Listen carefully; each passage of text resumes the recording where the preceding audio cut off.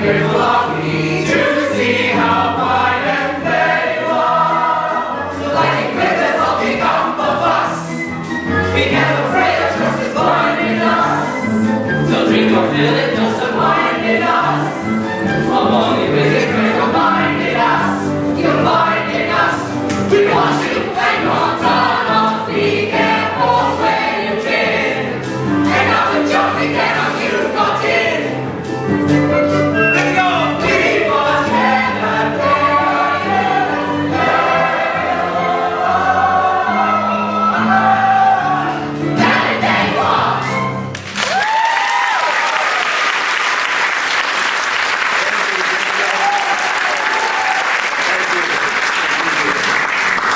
Welcome, a very warm welcome on this most brilliant evenings here at the Music Hall Royale. Tonight we have the privilege of presenting for you the premiere performance of The Mystery of Edwin Drood! Yes, this being musical with dramatic interludes. Now, as you're no doubt aware, our own Mr. Charles Dickens was full half with the illustration of the greatest mystery novel of our time, and he committed the one ungenerous deed of his noble career. He died, leaving us without the slightest idea he had intended for the outcome of the bizarre and untreated puzzle, the mystery of Edwin Drood. Tonight, ladies and gentlemen, we reach that point in our story in which Charles Dickens wrote no more. I shall be asking you to vote on key issues regarding our plot. Our company will make its most earnest effort to try and end it with your specifications. So as be as vulgar as possible, kick off your boots, loosen your corsets, and enjoy yourselves. For you gentlemen who arrive alone this evening and require companionship up through the black curtain. Or beyond! You need only speak to my stage manager, Mr. James Thornton, whose pleasure it is to see that... You need never be lonely again. I'll fix you up later, sir. No, look at Jimmy, what's fixing him now, his tongue's hanging out. No, just wearing a pink tie. But gentlemen, please, do remember, these sparkling, vivacious ingenues are not salaried employees, and so we ask that you donate generously to the theatrical studies, and that you return them tomorrow morning. None the less aware! So, let us proceed post-haste with our evening's bill of fare. For the first time ever, a completed musical rendition of The Mystery of Edwin Drood! Thank you.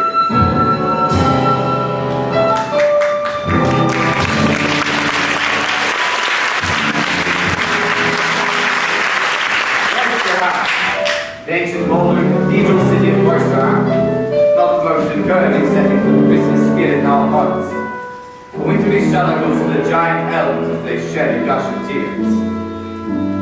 And here we are, in the hall of Mr. John Jasper, choir master of Worcester Cathedral. Choir master, organist, vocal instructor, John Jasper is blessed with a voice that angels themselves might envy. And who would be, ladies and gentlemen, more suited to essay the role than my gifted vocalist himself, our very own Mr. Clive Paget.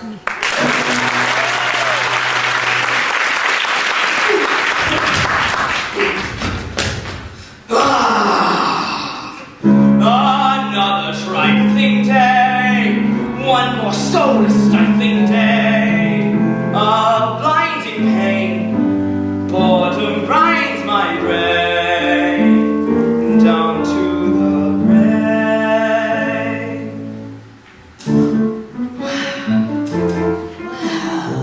Yes, that's it, that is it. A man could go quite mad and not be all that bad, considering super disturbing urge you've ever had to curse aloud in church, a jokish bloke who throws a smile your way. Be that as it may, a man could have bad dreams and not be all he seems, yet not be far removed from all the noblest of extremes. Sometimes I think that sanity is just a passing fad. A man could go quite mad. Ah, blessed are the dumb, one ceaseless, peaceless love. Some wondrous night, storm-struck, thunderous light will cast me right. Oh, yes, that's it. That's the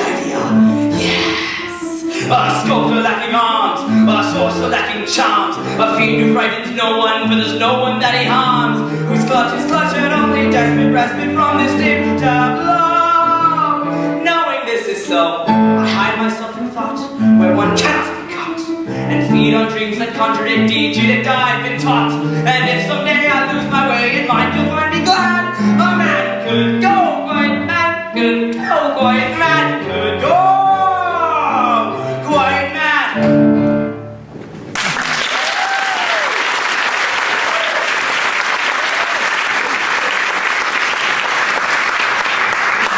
John Jasper eagerly awaits the arrival of his beloved nephew and the title character by evening's diversion, young Edwin Drood. Hello, Uncle. Why, there's the lad now. My dear Uncle.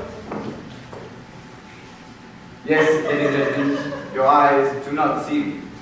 Debutante is a male impersonation. I'm more used to seeing Miss Nutting in her top hat and tails when she does her unparalleled performance of Aunt I Have a Top.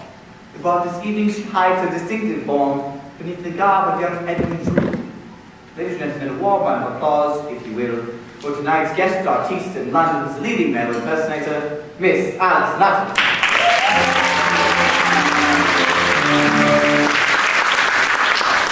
Any dinner, Uncle? Ah, you forget, Ned, that the words uncle and nephew are words here prohibited by express agreement. Of course you're right, John. After all, we only have about half a dozen years or so between our ages. Hello, Jack. Don't drink yet. I must propose a toast. Toast to what, Ned? He asked to what? To Rosa. Ah, Rosa. Yes, to the dear Miss Rosabud. Surely you've not forgotten that her and I are soon to be wed? It has not quite slipped my mind. Yes, a tedious ceremony in your Greek cathedral, John. Then off with my wonderfully pretty child bride to dusty Egypt, where I intend to shake things up a bit. Is it certain, then? Egypt seems a desperate great distance. Indeed it is, John. This portrait of Rosa is not one of my favorite efforts, John. Yet you choose to hang it here. In heaven's name, why? Because it reminds me of you, Ned, and of the happiness I wish you and Rosa. Oh, I'm sure we'll be quite happy, though our courtship suffers from an unavoidable flatness, owing to the fact that my dead and gone father and her dead and gone father as well as married us at birth. Why the devil couldn't they have left us alone? Tut, tut, dear boy. Tut, tut! Yes, it's all very well for you, Jack. You have the freedom to love whomsoever you choose. Don't stop, dear boy. Do go on. Have I hurt your feelings, John? How could you have hurt my feelings? Good heavens, Jack, you look frightfully ill. There's a strange film come over your eyes. I've been forced to seek treatment in London for pain and agony that overcomes me. Fear not, the effects will soon be gone. Oh, my dear uncle. Then take it as a warning. Edwin, Ned, this is a confidence between us. It shall be sacredly preserved, John. I have confided in you because... Because we are fast friends, and you love and trust me as I love and trust you. Both hands, Jack. My dearest Uncle Jack. My dearest nephew Ned, A life without your friendship would be life as good as dead. the winds of hell may blow, but as you well may know, I'll heed your call, no need to swell and face the fires below. For you, two kinsmen more than brothers, we know no next of kin, and yet we know no others closer beneath the skin. The blood that flows between us, the bonds that tie us twain, two kinsmen when our lovers leave and we remain. My dearest nephew Ned, My dearest Uncle Jack. If men's words against him, I would think to take the third. For a lion and I would be but glad to die, to find my breath for next breath of life be by by. 'Tis true.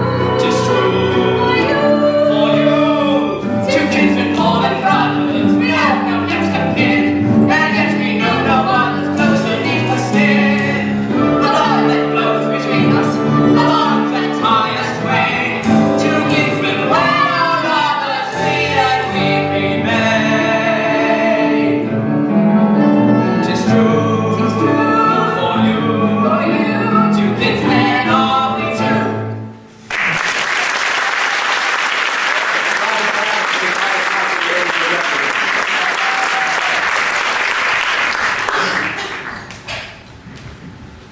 I trust the moderation of your applause merely means you're conserving your energies for the final curtain.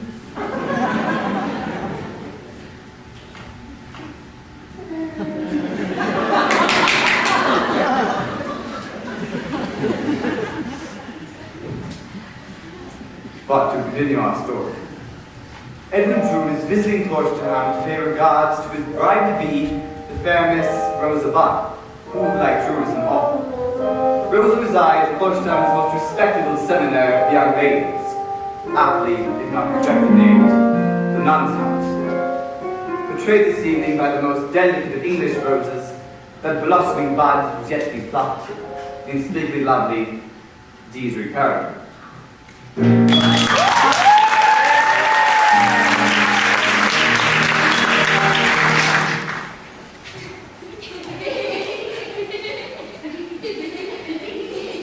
Rosa, the happiest of birthdays to you.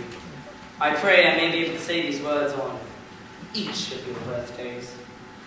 I fear that is not likely, since, as you know, your nephew Edwin and I are going to Egypt once we are wed. It was only a wish, Rosa. How lovely you look. I have awaited your birthday with eagerness.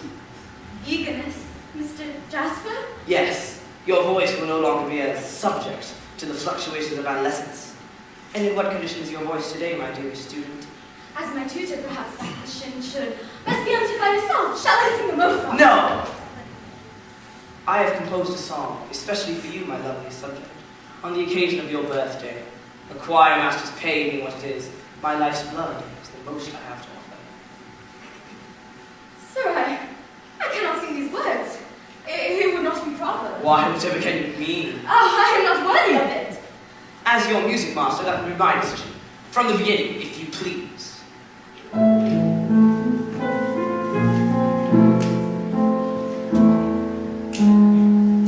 Between the very dead of night and day, upon a stilly sheet of light, I'll lay, and in the moonlight, I'll give myself to you.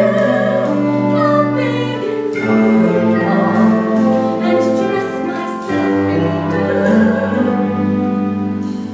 Before the clerk of night reveals the morn, time holds its breath while it conceals the dawn, and in the moonlight all sound is frozen still, yet pressed against you, your skin will learn the chill of moonfall.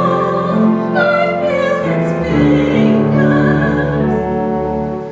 lingers, the veil of nightshade, light made from stars that will soon fall, moonfall that was from you.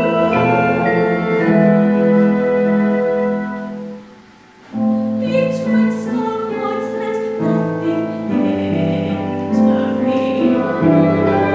Between our eyes the only sight I see is lustrous moonfall as it blinds my view. So that sweet body see not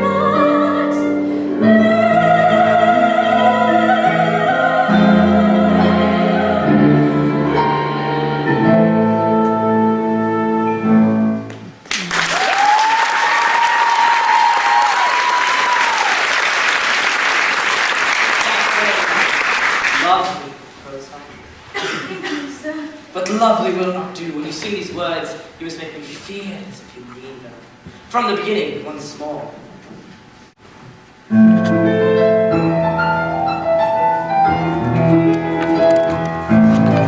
the very dead of night and day, upon a steel Oh, it's not that you think all over. Don't speak to her for a moment and she'll be well. She's not used to an audience. Besides, Mr. Jasper, you are such a conscientious master that I believe you make her praise me. No wonder. No wonder. You'd be afraid of him under similar circumstances, wouldn't you, Miss Landless? Not under any circumstances. Ladies and gentlemen, our own fiery spirit, the unpredictable Miss Janet Conover.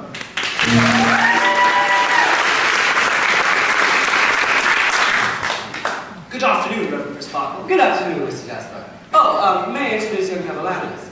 He and his twin sister Helen have both arrived from Ceylon with a long and happy family. Neville has been entrusted to my care, and Helen will stay here at the Nuns' house.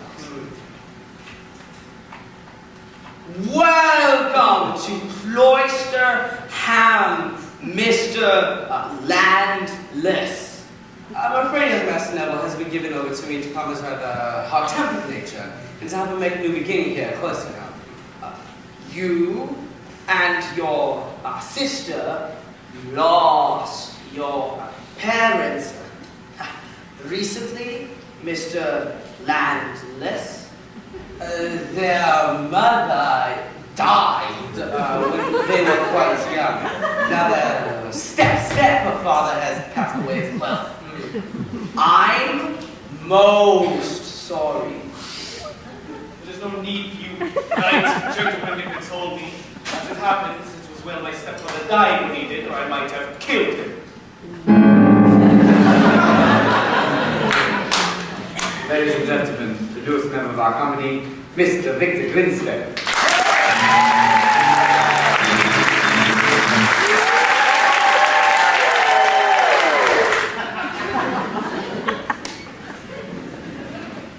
I surprise you, sir? You shocked me! Unspeakably shocked me! You never saw me beat my sister. My stepfather was a brute, Mr. Jasper. In desperation, Helen had tried on more than one occasion to flee his cruel and miserly hand, even disguising herself as a boy, but to no avail.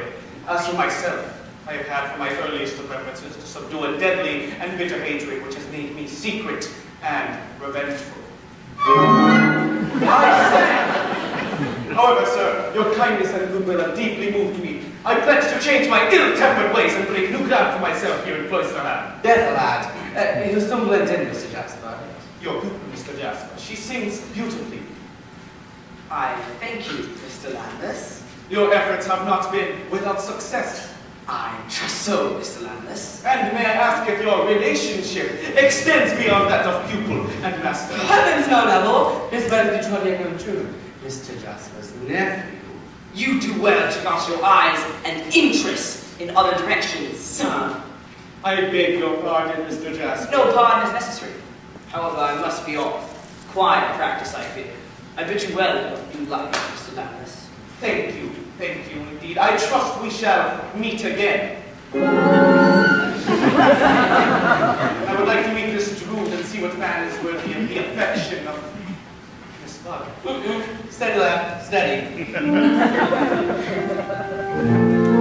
are feeling better now, aren't you? Oh, very much so. These surroundings which may seem very safe and secure to you are new and unsettling to me. You will be my friend, won't you?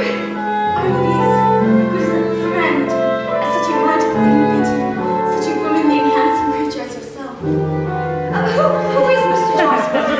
My Edwin's uncle and my music master. You know, he loves you. Oh, don't! He terrifies me. I feel I'm never safe from him. He's a mere slave of me with his looks, forced me to keep silent without uttering a single threat. Get careful, you're carrying his composition. It is of no matter. I do not plan to see it again.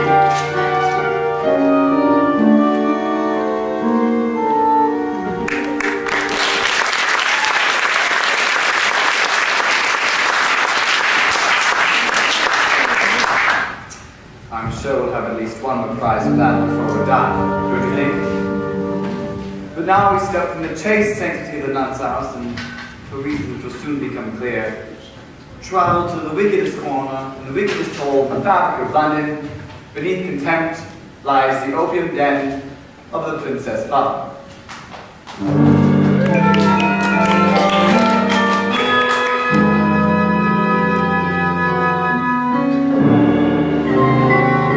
Bishop Roger T. Williams.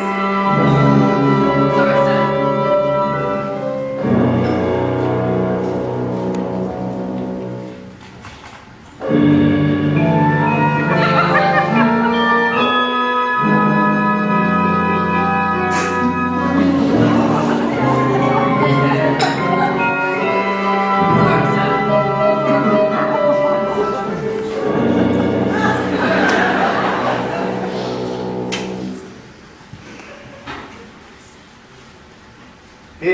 universal tongue of opium is spoken, with its sub-dialects of prostitution, burglary, violence for profit, and murder.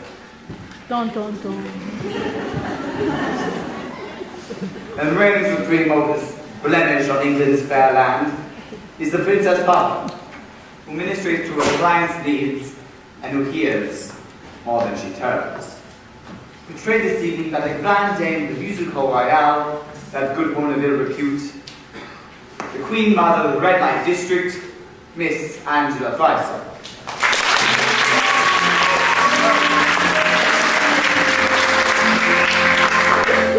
I don't pay, that's what I tell Tom.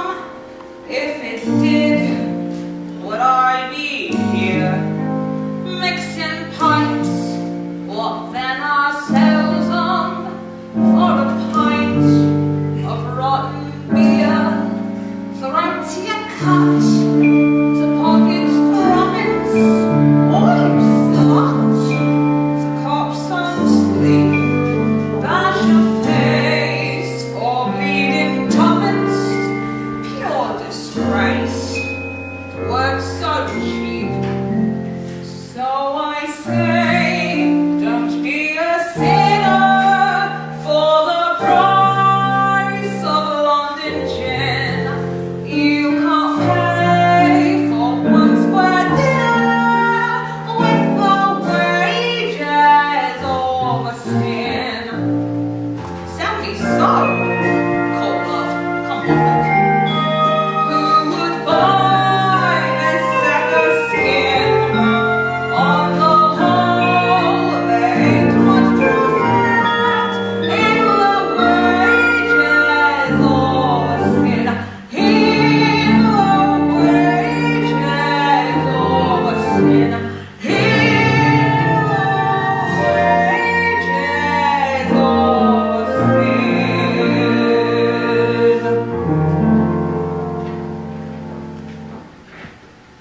Hello, love.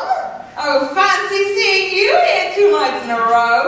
Oh, and what piece of comfort have you been buttering up instead of me, eh? Oh, what a slice of raspberry tart. Begging your pardon, miss, I'm sure. First time out on the tap with him, is it? Well, never you fear, love. Whatever he's got in store for you, praise God, it will be over with in an instant.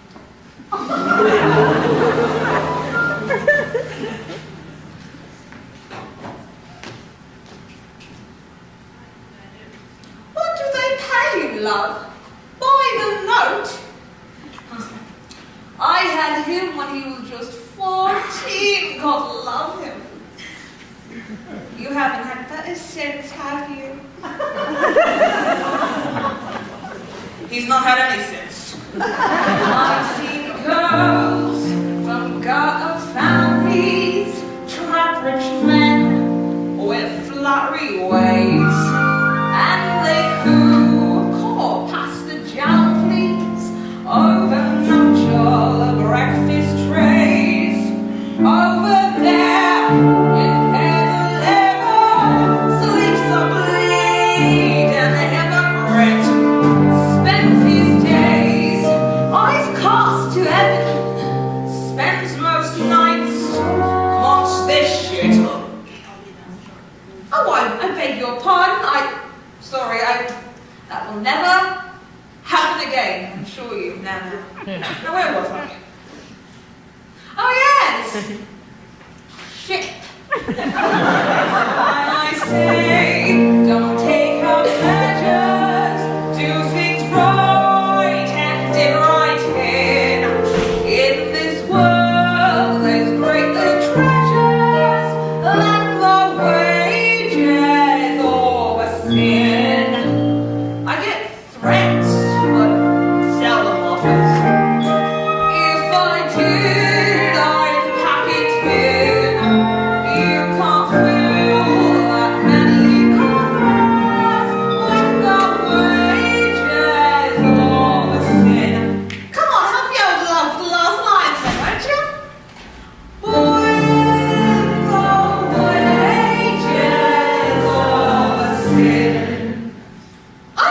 bloody hell! You can do better than that! Now come on, get off your bums and give us the nuts then! Up! Get off your bum!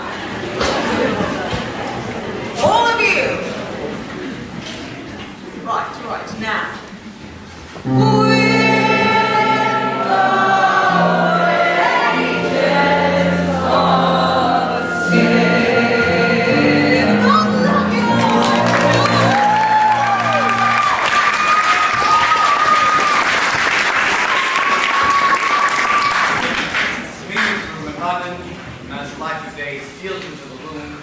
Now the parishioners of course round be established to see in bed 11 the fair choir master Mr. John Jasper.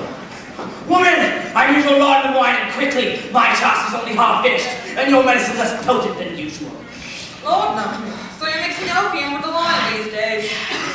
I'll fix it for you now. Yes. Before I get to the great colors and the changes of the landscapes, I must be rid of him. Who? Him! God spare you. There's no one there. There he is, and there I am. Yes, of course. Now, be still and have yourself a pleasant journey.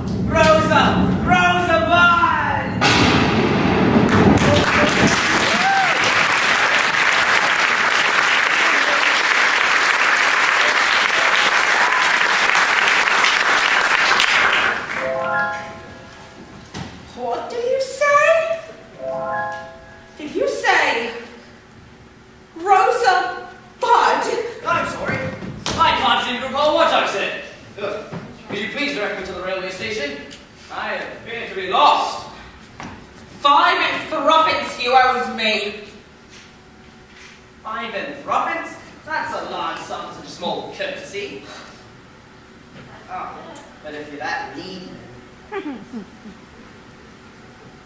you take American money? Right. And the railway station? I don't have anything else. I'm sorry. The railway station. Damn it, Jasper, you owe me. The nearest is Norgate. 10 minutes of a walk away from the river. I think. Incredible. What am I going to do with this? Who are you then? And what are you? I wonder, how many of you noticed that meaningful statement?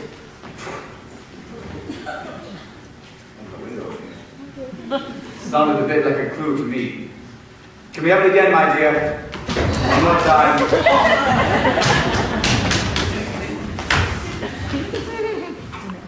Who are you then? And what are you? What?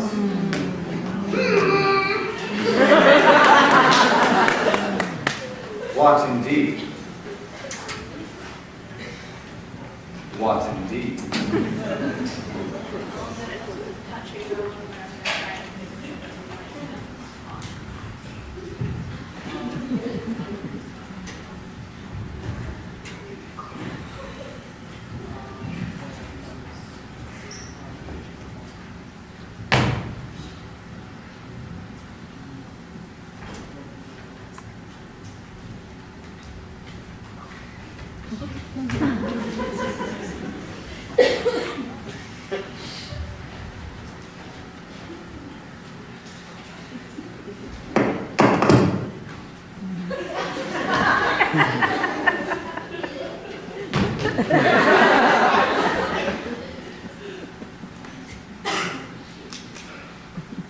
As we fall from less sordid surroundings, we meet Cloisterham's leading citizen, the Mayor Thomas Sapsey.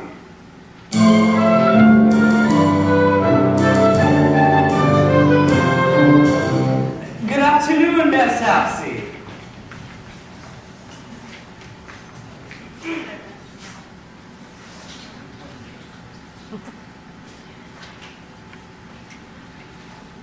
Really? With a sack of what? Well, it's unacceptable, isn't it? And you'll see once again it's buried with the... Ladies and gentlemen, your kind indulgence for a short announcement. The part of Mayor Sapsey will not, I repeat, will not be portrayed this evening by Mr. James Hitchens, as is in your programs. Mr. Hitchens, as many of you know, has tended to appear more frequently in the bar in the rear than up here in front of the footlights. So it will come to no surprise if he is once again massively indisposed. Due to injuries acquired while fighting for a lady's honor. Apparently the lady wished to keep it. So tonight you'll be portrayed by your own chairman and obedient servant, I refer of course to myself, Mr. William Cartwright. I hope this is with your approval.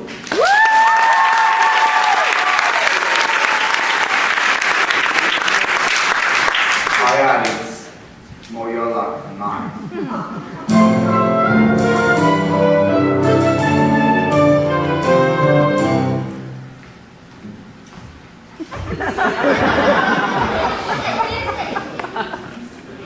Good afternoon, Mayor Sapsey.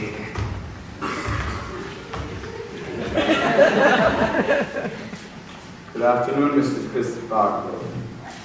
Oh, these are my new charge from Ceylon, Mayor Sapsey. I'm taking them to meet... Oh, in fact, here you go now.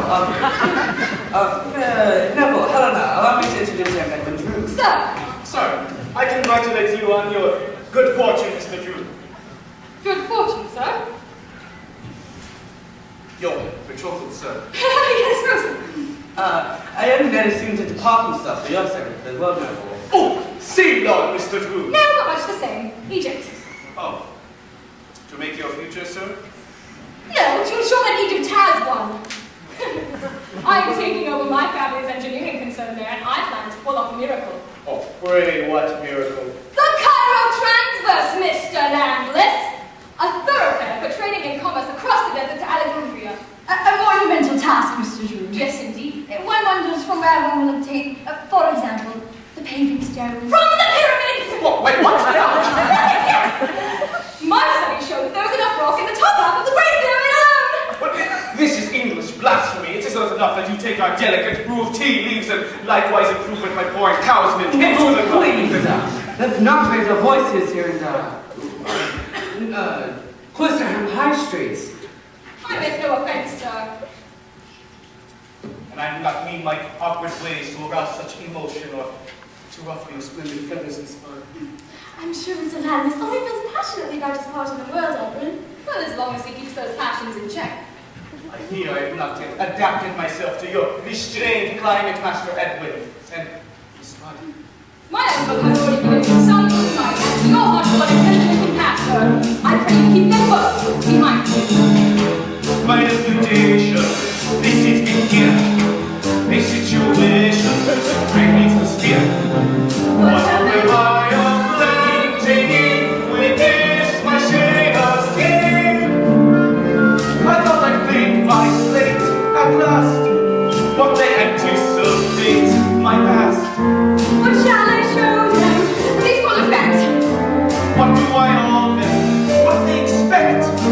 Maybe it is subject on display. It's a lot today. Our relation, tourist location, our conversation, down the line. This is the nation, take my inspiration. And make it find that English are they and British am I. English are they and British am I. There are two subjects we don't discuss. One is a monarch, the other is us. I fear certainly the subject must be It is something of the last. wearing white, they'll try to guess. King Tanabama, what's all the fuss? How Tanabama, the aftermath. It is subject very boy, and subject not to scorn. Moderation, teach destination, never be done in winter and the isolation of a population,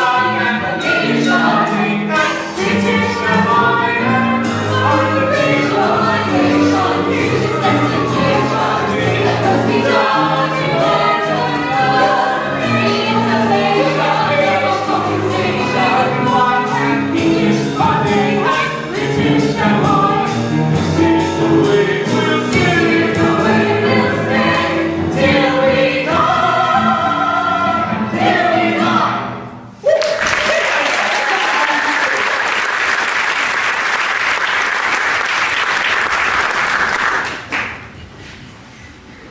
You see, Mayor Sapsy, it's just as I've been saying. There is an instinctive rivalry between my dear old my dear old Edwin and this Neville Landless fellow.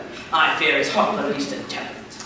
This is quite extraordinary, Mr. Jasper. To the contrary, nothing more ordinary, sir. I will go mad. Do you not realize there's more than one side, one face to all things in nature? Beneath the most tainted English accents and adopted English manners, there is a heathen Landless, a tribesman Landless, a half-blooded, half-bred, half-caste, who would kill as easily as he would comb his own sleek hair.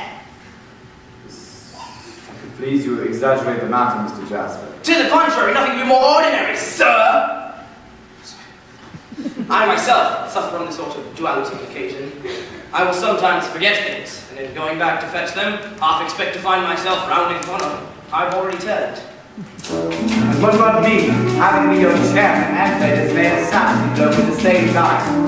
It's damn confusing. Indeed, like our two-sided Neville Landless, I find that I am not myself these days. For all I know, I might be you. There's more than room enough for two inside my mind.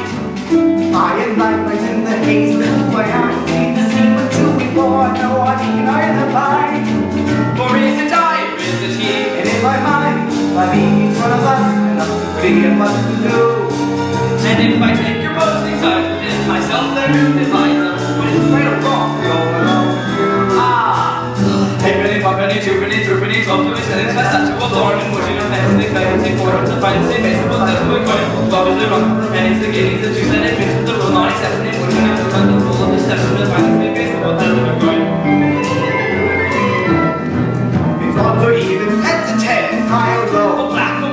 up and down, left and right, from night to day. Teacher said the never fails to look like to keep the mind less. There's excitement to one's dismay. There shadows in this shutty born. It is the rose that never gone. Your is dead since born. Let me smile. The transformation is the blood. It seems to work right in reverse. It's a lesson that it works in just a while. Every 1 minute, 2 minutes, 3 minutes, up to the ceiling, and down to a floor. Putting a fence to the fancy form, the fantasy, the fantasy court. Falling the roof, and it's beginning to choose and admit the room on its everything. With enough to balance the room, 7 to find the baby, the balance the room. The minutes, 2 minutes, 3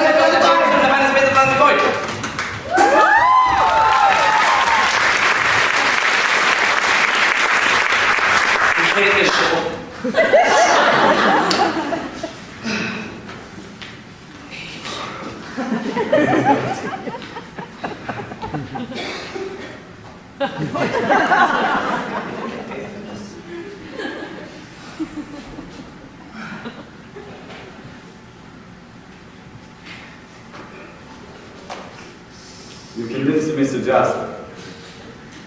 I shall certainly keep my eye upon this Neverlanders. A brilliant and original idea, sir. But now I must change. How did you entice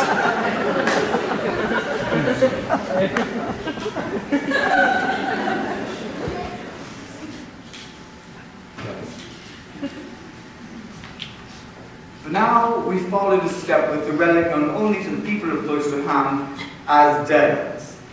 His knowledge of the cathedral tombs is only exceeded by his capacity for wine and spirits. He's now wending his way towards an important assignation. What's that you say, Bill? I said assignation. With their Saxon, it is just around behind. What's that you say, Bill? I said just around behind. And so have you. I didn't come in and insult him. Why would he usually go? I'm not a complete fool, you know. Which bit is missing? I'm next to an idiot. Pleased to meet you. Ladies and gentlemen, essaying the role of Daedalus this evening, the clown prince of the musical royale, your friend, not mine. I give you, I don't want him back, Mr. Nick Cricket. Assisted, dear friends, by my own lad, young Nick Cricket II. Yes.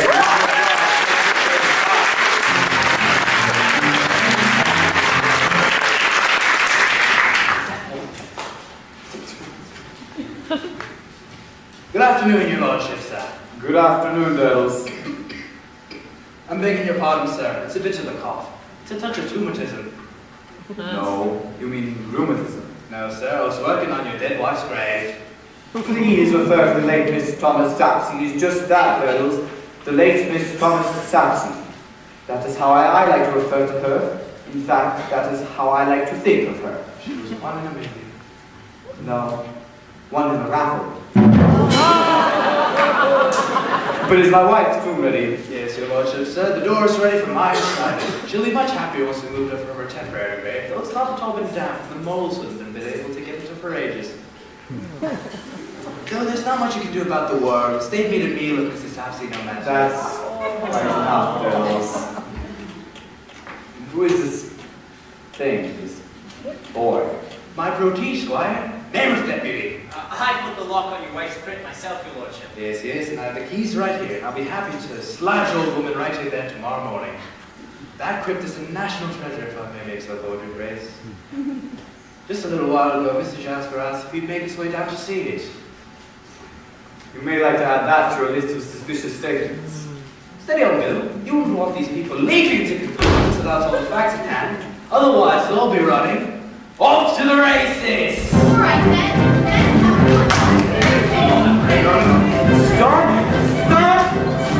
Stop! Let's schedule for later on our program. We mustn't stop the momentum we're building here. And for now...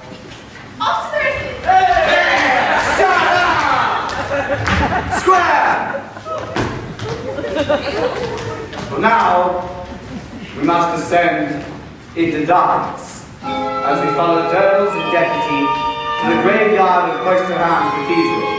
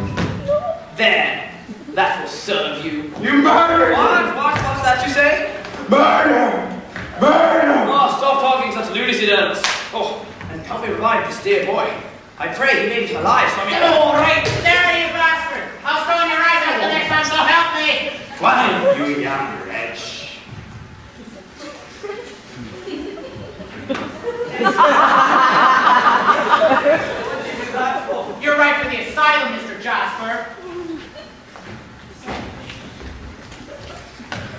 Peculiar lad. Blame it on this infectious youth. But ooh, that was an excellent wine you gave me, Mr. Jasper. Much more potent than I'm accustomed. Did you get a chance to look into Miss Sapsi's script while I was asleep? No. I appear to have gotten lost. Yes. I was lost myself in a fitful dream. I imagined someone touched me and took something from me. And here's where it was. Miss Sapsi wouldn't like me leaving the mausoleum piece right in front of his wife's script. After all, he gave me strict instructions that, well... Now it seems as though the key to Mrs. Sapsi's script is missing. What do you make of this, Mr. Jasper? I believe that I have Christmas guests home soon for a Christmas dinner, and a poor host died of all the comfort and joy of the season. A Merry Christmas to you, Dundle. And God rest ye merry, Mr. John Jasper. Yes, we've spent many a bright and shining afternoon here among these silent tombs. Anyone have a good friend? No, Rosa, we are not legally bound to marriage. Then, Eddie dearest, how about we switch to brother and sister from this day forth? Never to be husband and wife? Never. I am honor bound to confess that this feeling doesn't resonate within you alone, Rosa. I know you've not been truly happy with our marriage, nor have I. I am sorry, Rosa. And I for you, poor boy. Oh, if only our marriage hadn't been assured since birth, perhaps then we know how we truly feel towards each other. If we were perfect strangers, how perfect life would be. I know if I adore you, you know if you love me. Too much we've seen together to judge the view. Too much we've been together, And I assume the future. time assumed that you were mine.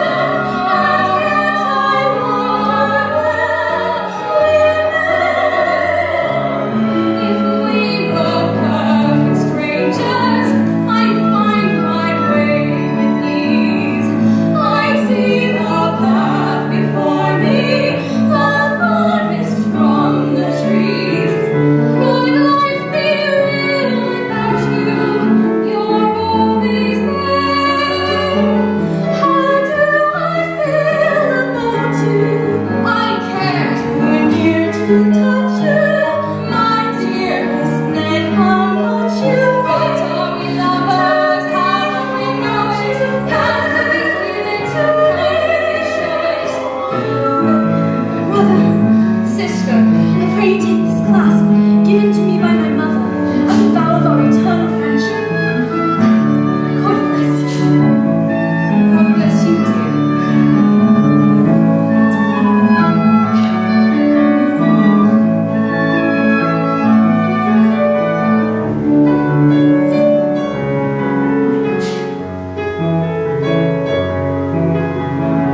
How do I feel about you?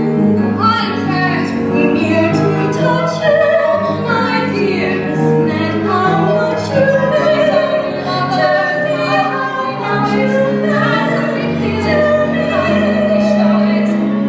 If we were perfect strangers, I might have loved you perfectly.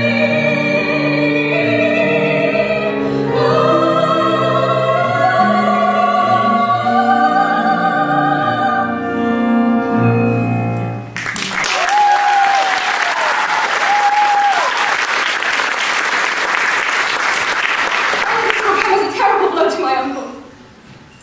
Why, whatever's the matter with you? Could we keep this news from Jasper for a while, my dear? Yes, of course. After all, who wants to hear such sad news on Christmas Eve? Now, we must be off. We have a dinner to attend, and I fear that there's a storm brewing.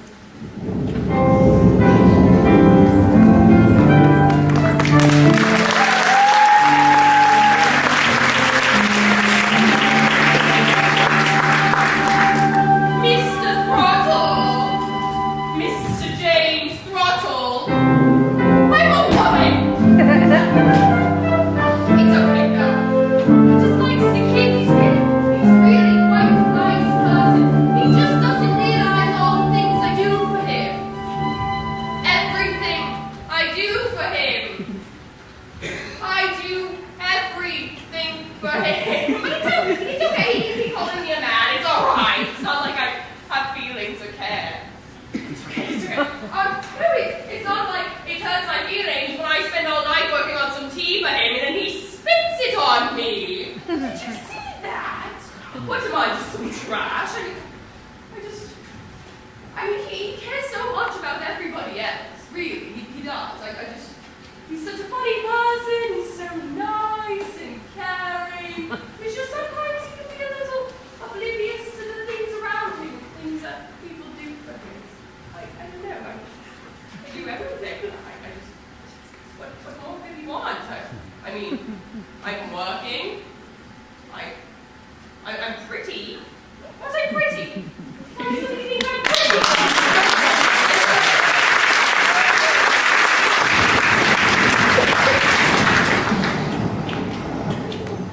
What a bizarre climate to have here in Cloister now. First snow, and now this threatening storm. The gods must be angry. God must be angry. No, well, not God. He's a singularity in England.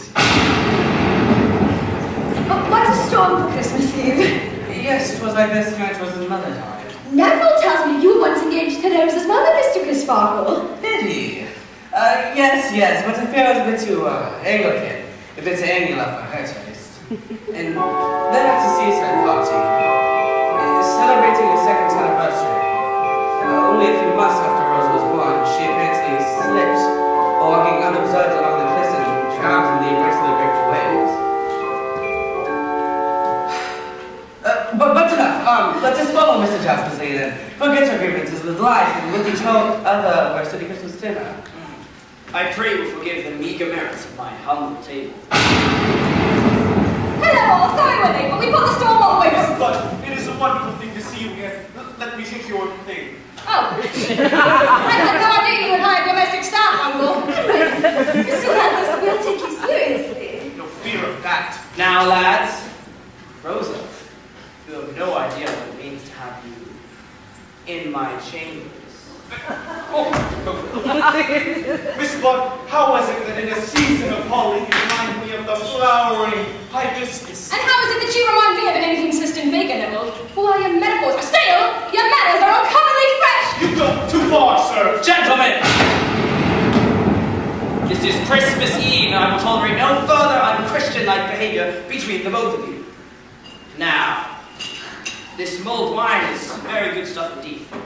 I obtained it on a recent trip to London. I have prepared it especially for you. Well, any port in the storm for me, Uncle. Any port in the storm. Very good, very good. None for me, thanks, but can I get some butter? Thank you.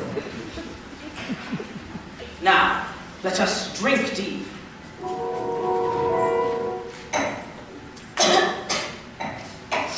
This wine is more potent than usual, Jack. Well, I thought you guys would like it now. Let's have no more ill will between the both of you. Please, Edwin. All right, Neville. There's no longer any cause for rivalry between the two of us. You have my friendship. If you wish it. And a Merry Christmas to you, Edwin.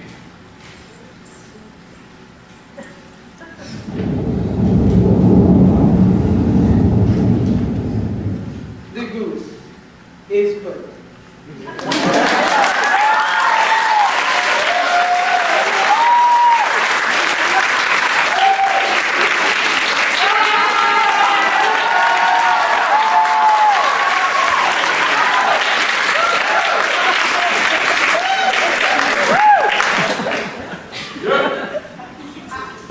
Miss Budd, I believe the next Christmas dinner will be in Egypt. My God, Landless! Perhaps you should accompany us to Cairo. After all, Bruce and I do need someone to carry our bags. What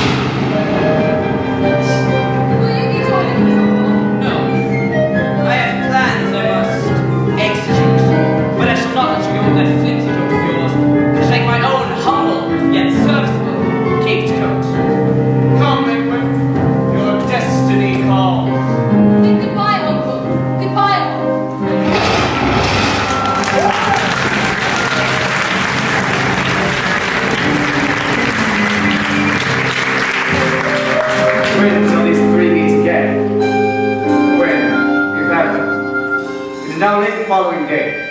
Christmas Day to be sure. The storm has passed, but in its wake there's been found no sign of young Edwin Drood.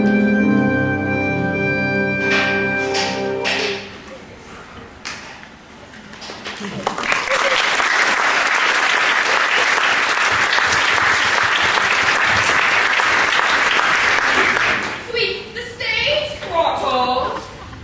That's not even my job. Why, I should have turned around and looked him in the eyes. Looked him in the eye. He has such pretty eyes. And his hair. Have you seen his hair? It's so curly. Oh, I'd love to dance with him.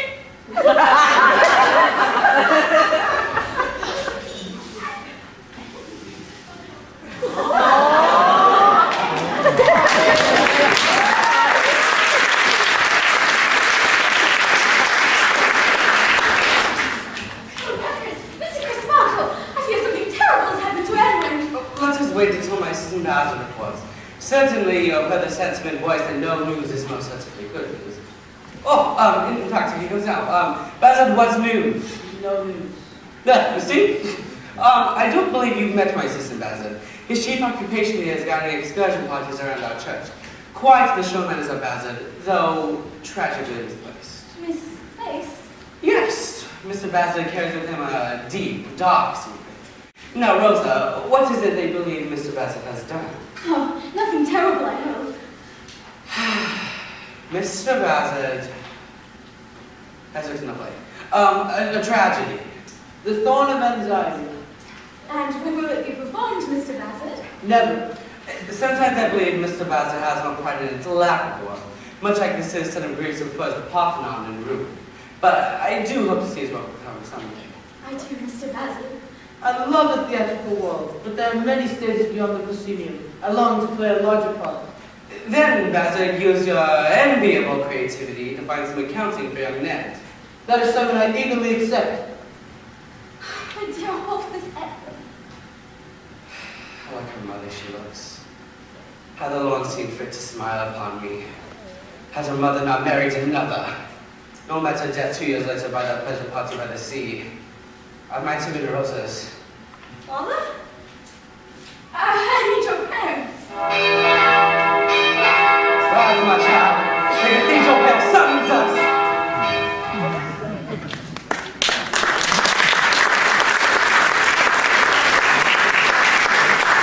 And is it not significant, Mayor Sapsy, that Neverlanders was last seen fleeing the district? You've convinced me, Mr. Jasper. A secret murderer could indeed be hiding in Lordstown's most affectionate bosom. Evening, ladies. And other signs do point to young Neverlanders.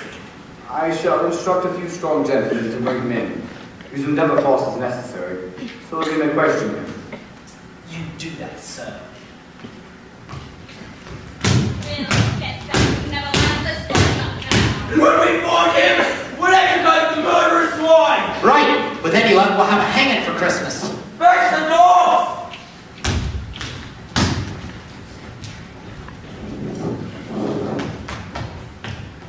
Oh, Mr. Jasper! Mr. Jasper, look what I've discovered!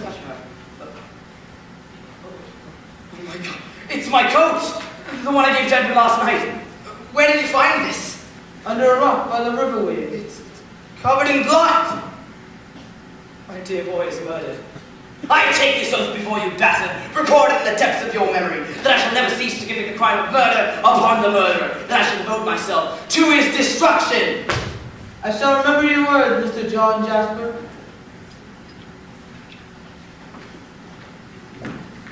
I believe that it for you tonight, Philip.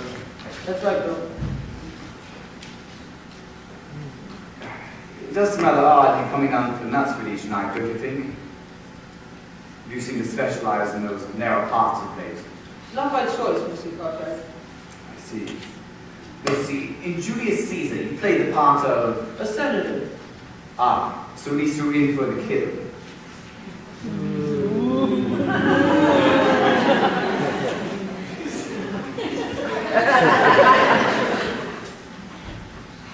You know, it does seem rather odd that Charles Dickens wrote your character at all. Unless, of course, he had a more promising future in mind for you. That's when myself in the role, Mr. Cartwright. I see.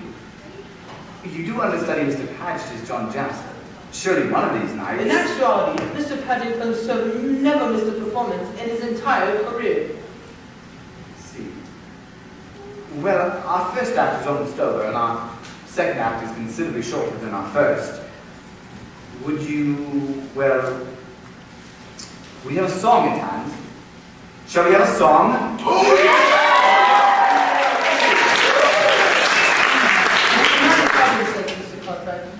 In common with my role this evening, as for instance as an author, I've composed a brief song which I venture to say underscores the dilemma of the character Basil I portray. I hesitate to... Mr. Bax, the title. Never the luck, Mr. Cartwright. Ladies and gentlemen, an unscheduled diversion from my evening's bill of fare. Unpublished and perhaps rightly unheard composition, Mr. Philip Bax in his very own Never the Luck.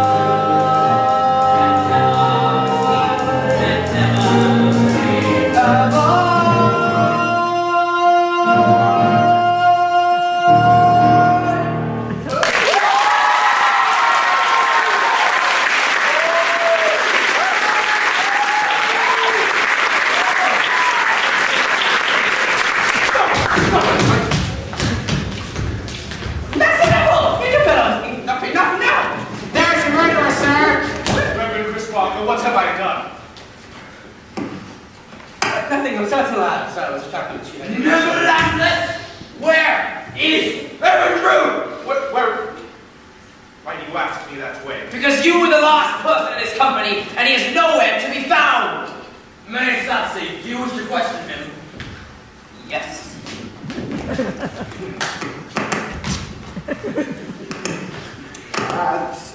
At what time did you leave the river Edwin Drood? In all honesty, I cannot recall what transpired once Edwin and I had reached the river. And what are these bloodstains upon your shirt front and upon your walking staff? Why, I fired these bloodstains, sir, just now, when these men of yours dragging me forcibly back from the countryside where I had been walking. Liar! What? Nevertheless, as acting constable of the district, I place you under arrest for the murder of Edwin Drood. I'm so mad. Oh, never! How many men did it take to mar you in this way? 8. You have an interesting way with the law you're employed to have, Mayor Sapsy. And you, Mr. Jasper, for days now you have been warning all employees to have impending violence between your nephew and my brother. What do you know of all this?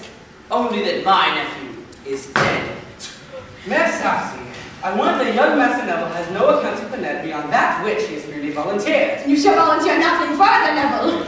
I would like to remind you and your brother that there is an issue of murder at hand. Before you utter that word again, you laughable man, perhaps you'd be kind enough to supply a body, a victim, a corpse, something more tangible than an errant nephew, a timorous uncle, and a ludicrous city official with no badly finished charges beyond pure poverty or circumstance. Hear, hear. Well said, Helena.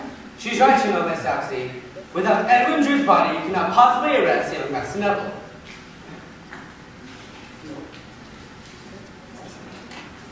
Very well, release him. Oh, bless you, oh, bless you. Okay. I only wish I could express my gratitude without this strange, somewhat geographically untraceable accent. Yes, let's all pause for a moment, shall we? Oh, right. Here's the matter now lies. Edwin Drood has vanished and is most likely alive. Ah, dead. John Jasper has sworn vengeance upon his nephew's convicted murder. Whom most of this populace believe to be Neville and... But the charges against Neville have been dropped. Next to Helena Landis is still resolved in the support of the kind. Reverend Mr. Crispa, who was once engaged to... Rose's deceased mother. Meanwhile, it is difficult to say which one will make up. The drunkard stonemason Durdles and his young apprentice deputy, not to mention The mysteriously motivated Prince Puffer. Statements to consider during the interval with one admonition. Should you leap to conclusions about all the facts at hand, you may find yourself carried off to the races. A spontaneous request, which brings us, ladies and gentlemen, to a song. What do you think music royale? Trademark anthem. Off to the races! Quick conclusions often lead the best of us astray. The wise look in life is just a maze. All the wise are galloping and mercy run away like horses at the gates. I'll do the races, I'll do the races, I'll do the racing girl. We're the chases, and what the races, we don't seem to know. There's the broken hearts without never more to sue. I'll never love the soul and play the brain. Celebrate! Down to the end, to the ground, they suddenly with you more than I read favorite days. I'll do the races, I'll do the races, we'll learn the races all. The saving graces, correct the places, believe the law at all. Don't fall back on your assumptions, hasty presumptions, might do you in. Mind got trapped like a bad running on, try lagging behind, you'll find you'll win. Bless us, Queen Victoria, she's right like me today. You wonder how much I've gone through. Probably by her degree, she had a word creating safety. Empty on you. I'll do the races, the royal races, the same as Paul was do. When she embraces a royal races, the same it wants as you.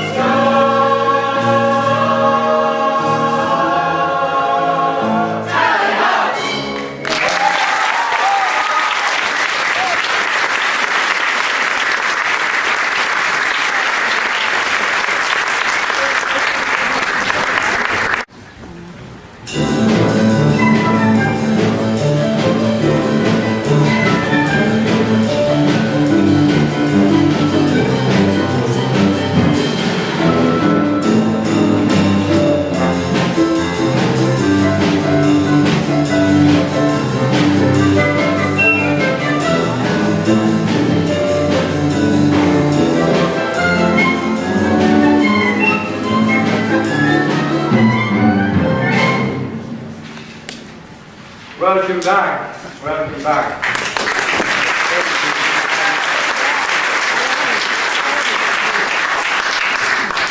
Now, a warm round of applause, please, for our fully trained orchestra under the critical baton of Mr. Thomas Bursey.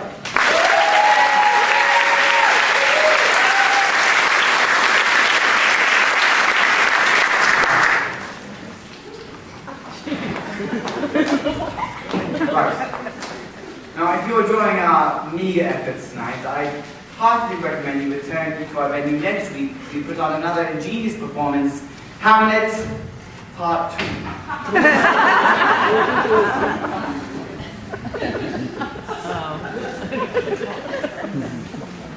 Now, I trust we're all relaxed, restored, renewed, and ready to conclude probably the biggest show here at the Musical Royale.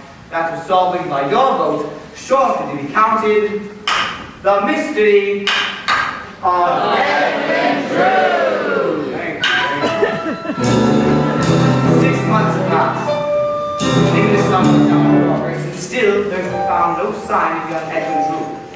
Photographs are gone with rumor and suspicion, and there are further developments. 2 inquiring sleuths about to appear on the scene. One being the Princess Mother, who you already know. The other being a man who wears a fulsome beard, a bulky coat, and the name of Dick Datchery. What? I said Dick Datchery.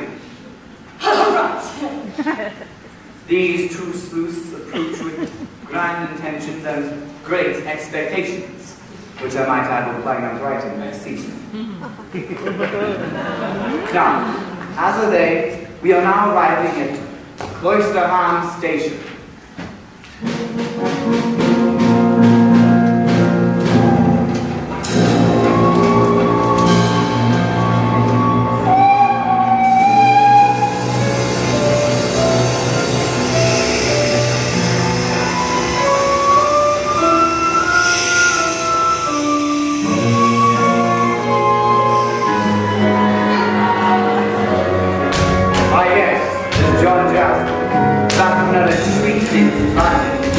They noted his weight on many curious souls of London, none more curious than these 2 sleuths.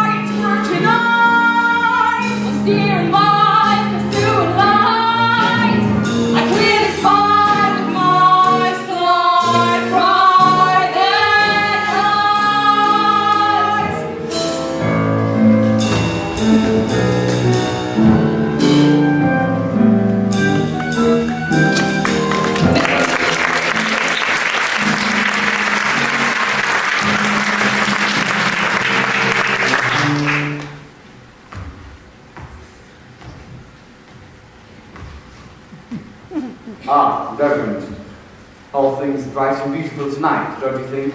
Yes, as if the stars and the punches in the ceiling of the earth trip is like this evening. Oh, something along those lines. I only wish my assistant Bassett could see such a night as this.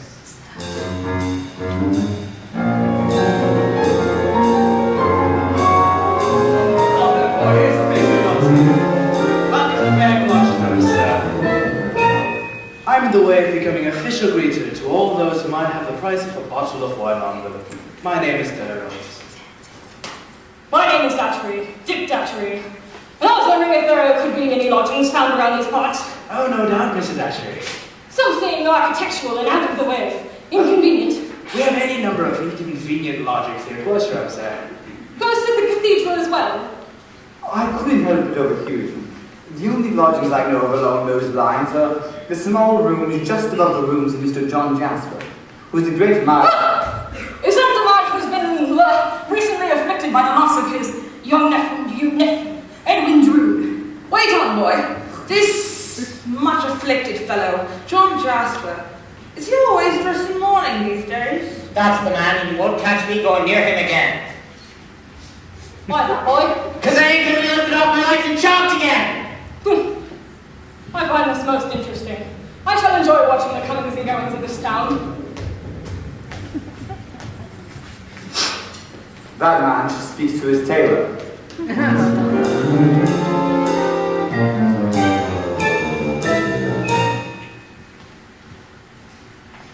Excuse me, miss.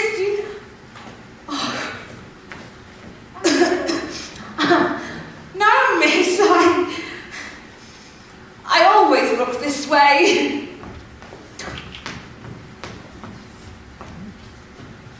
Rosa, we have both been guilty of neglecting your music lessons. When shall we resume? Never, sir. Am I being politely told that you have abandoned your music lessons altogether now? The blindness is yours, not mine. I beg not to be questioned for. I will not answer. At least I have that in my power. Rosa, that is not I wish not to hear you, sir. Do not forget how many eyes command the view of us. And you shall hear me, even against your wishes.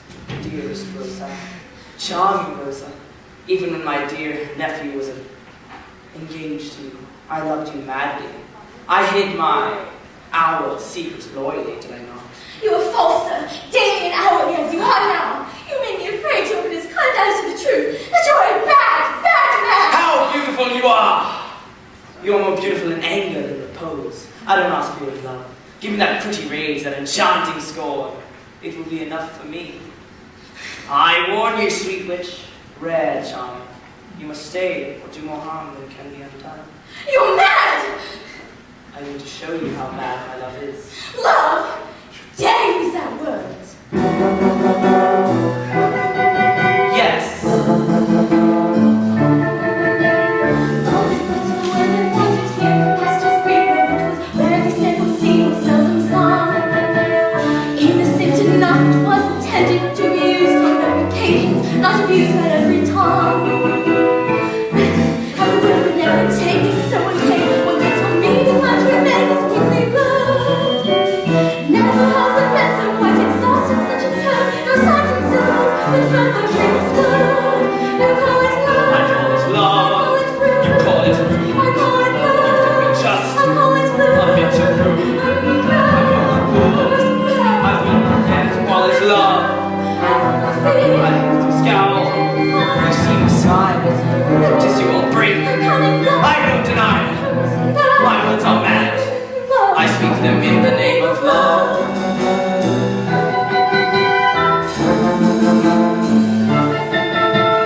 Rose loved the dainty graceful face, whose every curve knows that she's a child, girl in neophyte. Rosa is the only soul in cloister, and it seems her senses just the sort of dreams you dream at night. Did you think your stand would stop by seeing every fiber of my being told me since I was betrothed that your most unnatural intention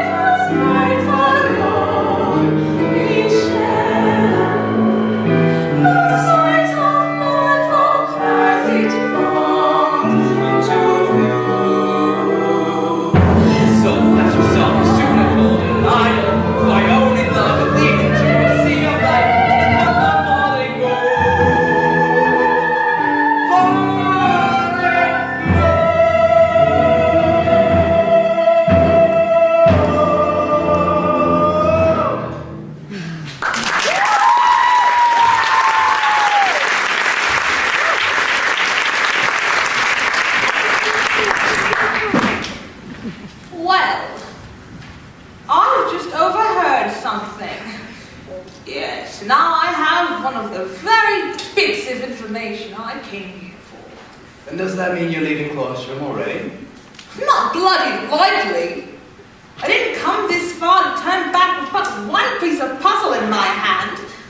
Never in my wretched life have I been this close to getting anything I set out after.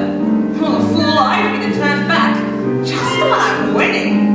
And that I understood those in life who ease up, just foundation, push on. Once I bet my last 10 pence and won. Twice as rich then friends said, call it done. How sad I said. So that's your wildest dream, eh, then? 20 pence instead of 10. Doubled up my bet again.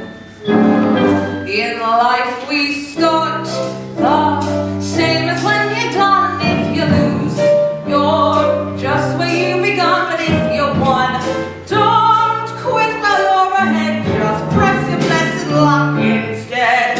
Try to think what might be the best to use the heart that beats within your breast and never rest. Don't quit while you're ahead. Sing out, there's more in store for me. I see my dream ship finally coming in like a steamship. Anchor into it. Lift your chin.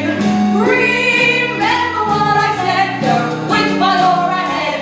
Say, These loves get to be happiness. Please away from me, help me. Don't quit while you're ahead. Don't worry how we tread. Who cares?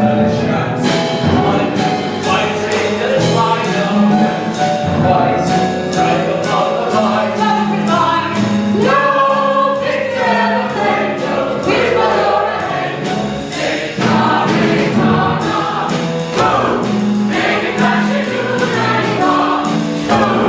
Make it match it, do like God. Don't quit while you're ahead. Say I'm off to bed, farewell. When I go, don't let the world go to waste. Not make me close enough to taste. Keep it all hey. For God's own sake. So praise the sake. You stop the lucky day never break. Any lucky chains of refrain. Don't quit while you're ahead. He's begun his head, you'll see. Sorry, sorry. Oh, make it flash and do glory be. Oh, make it flash and do glory be. Don't quit while you're ahead. Sing out, there's more in store for me. There's much more for me. There's much more for me.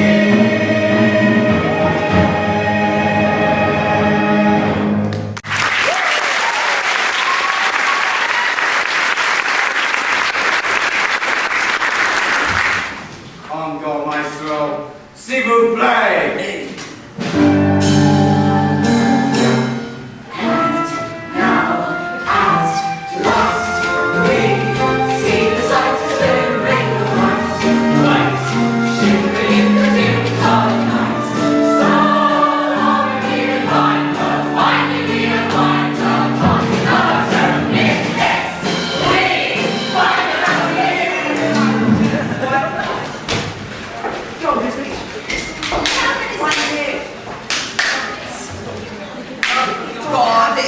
Yes.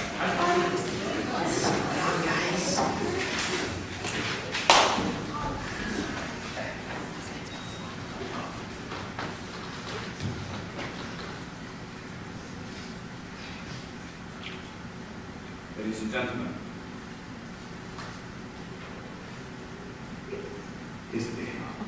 it was at this point in our story in which Charles Dickens laid down his pen for the last time. And so, this is all we shall ever know for sure about the mystery of Edwin Drood. At least tonight, in our humble confines of our theatre, we shall together solve, resolve, and conclude the mystery Of Edwin Drood! Yes, yes. Now, one minor mystery we can resolve, though it has little to do with the plot at hand. Now, many literary experts agree that our only inquiring Dick Datchery is someone we've already met. Someone from Act 1 who has disguised himself as Datchery as to better investigate the disappearance of Edwin Drood. And as you no doubt already guessed, thus far he's been portrayed by the mistress of male impersonation, Miss Alice Nutting.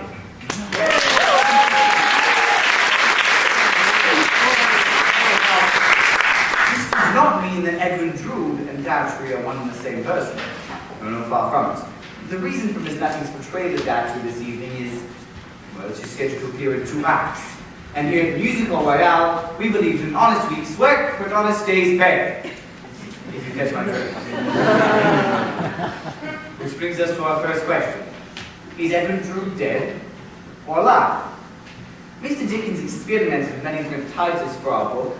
For example, The Loss of Edwin Drood. The Flight of Edwin Drood. The disappearance of Edwin Drood. but never the death or the murder of Edwin Drood. Now, many of you would say that a mystery without a murder is no mystery at all. Tonight, ladies and gentlemen, our questions shall be answered primarily by you. But in a change of events that is dangerously democratic, Musical Royale has allowed our company themselves to vote upon one key issue each night. And so, my fellow acolytes of the Thespianic Persuasion, tonight your question will be, Mr. Crothall. Is Edwin Drood dead or alive? Miss Nutting, who has a vested interest in the outcome, will please turn her back to the cast. Ladies and gentlemen, as your rings take you this evening, please raise your hand if you believe Edwin Drood to be dead. Thank you. And now, for all of those who believe Edwin Drood to be alive, please raise your hand. Thank you. Miss Nutting! You snuck it. That's the majority, I feel. Which brings us to our next question, Mr. Crothall. Who is Detective Dick Datchery? Well, we can safely eliminate Edwin Drood from that matter since our company has voted him dead for the remainder of... Dead! You absolute, envious little shits, all of you!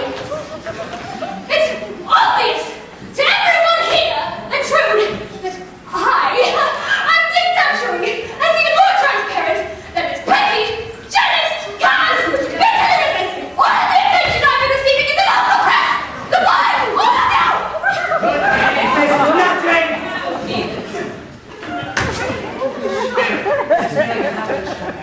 No! I must apologize for that spectacle.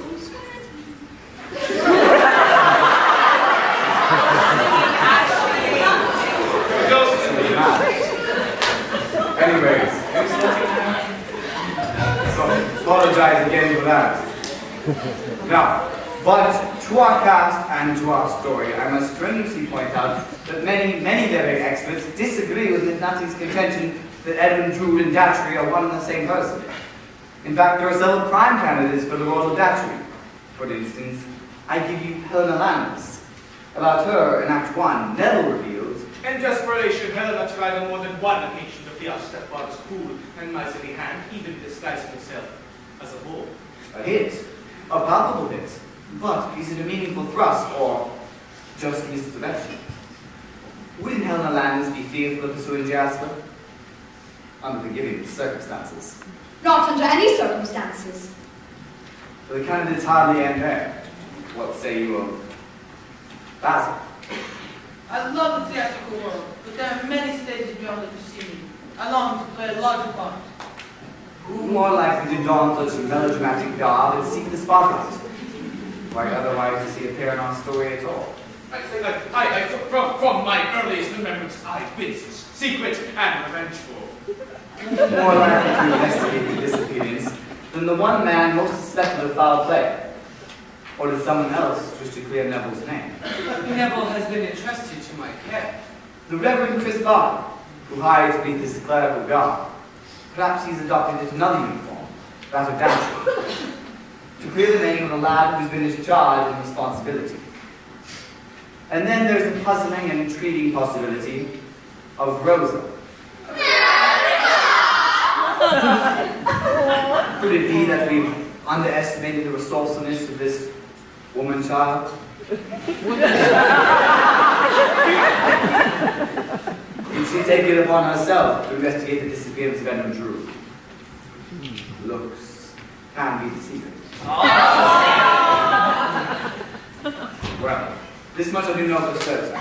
Datchery is not the Princess Lover, John Jasper, Turtles, Deputy, or Mayor Sampson. For in our book, and Mr. Dickens' book, and in our play, they appear in scenes of them and therefore cannot be here. Which leads to the following candidates for the role of Datchery. And might I suggest that we vote by way of amateur theatrical productions? When the handkerchief is held above the head of each candidate, pray applaud for your favorites. And do remember, we have larger roles still to be filled, so please don't vote for whoever is your distant cousin, for God's sake. You may begin. The underrated Mr. Basil.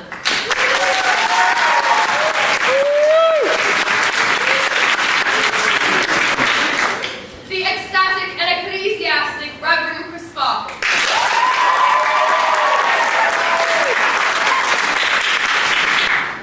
The lovely Miss Rosabud.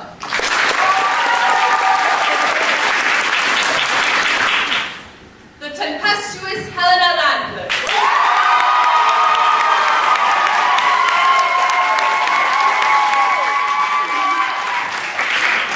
All the way from Ceylon, Mr. Neville Landless.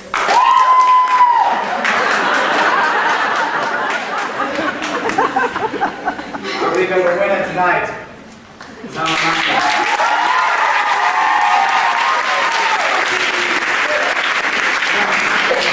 Best make a quick change of costume. I see many members of the audience more than willing to help you with that.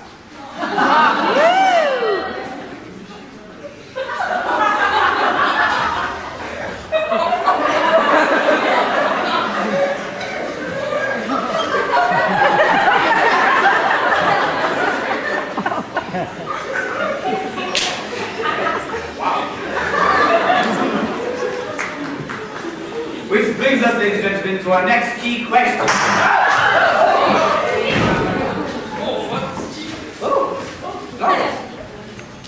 Miss Nutting?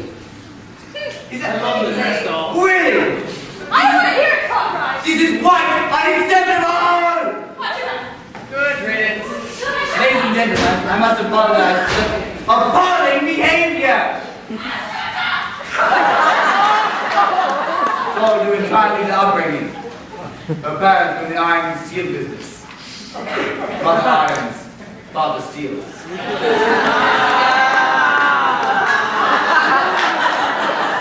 It's not funny. That's a bad joke. You started laughing before the punchline was out. Haven't heard it yet. Well, if somebody didn't like that, how about this? Don't give it away.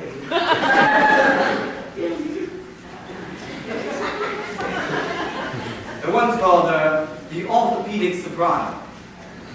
She sang in all the joints. What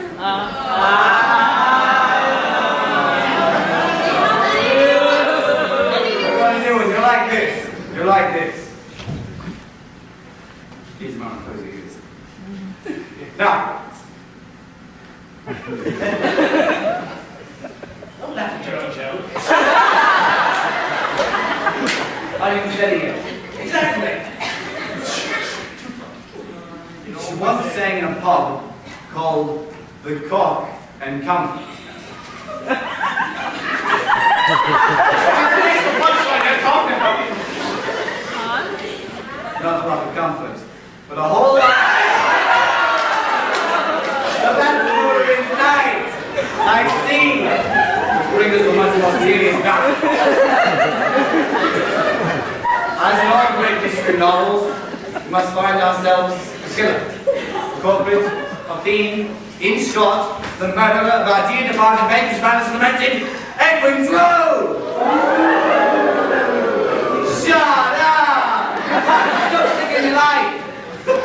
One man like that will send you back to the Salvation Army. I'll be standing on the parade singing Jesus wants me for a sunbeam. Now, first off, I give the obvious candidate for the role of murderer this evening, Mr. Clive Paget as John Jasper.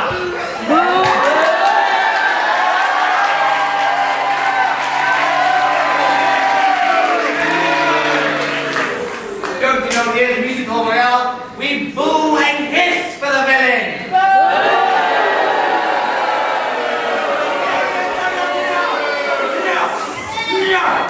It's too late now! I'll do the whole thing over again. Now, we're going to get this right. We're all going to stand in a line and say 99 points as a bottle of beer on the wall.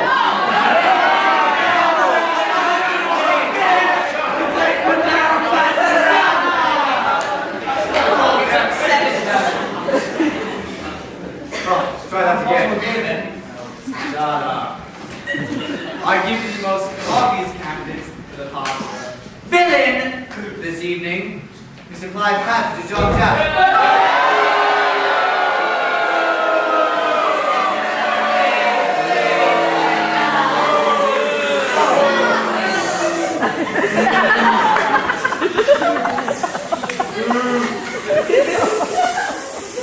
Indiana Jones is here, you'd be like, bastards!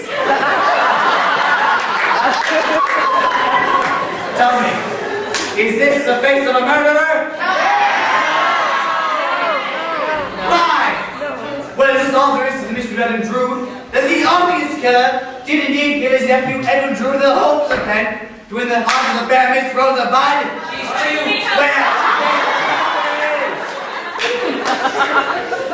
Where is he?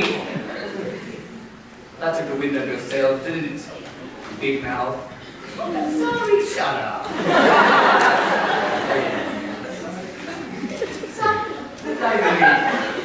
Now, what say you? For the obvious answer, or a more perplexing solution?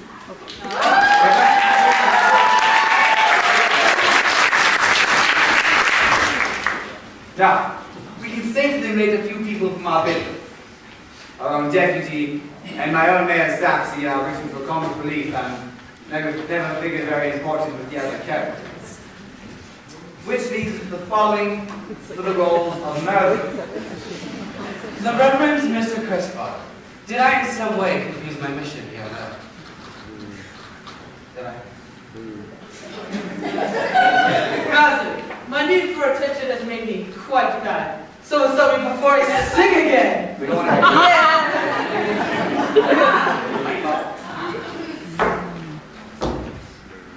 Princess Puffer, who am I? And what am I?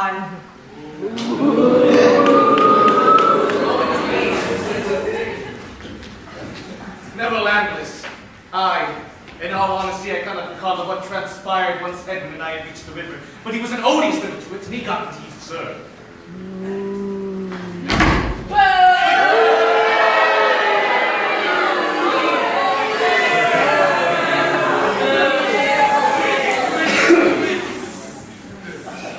Thank you.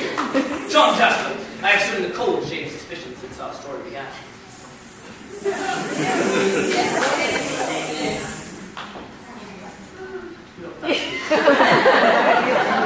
Darnos! I'd rather have a bottle in front of me than give Drood a frontal lobotomy.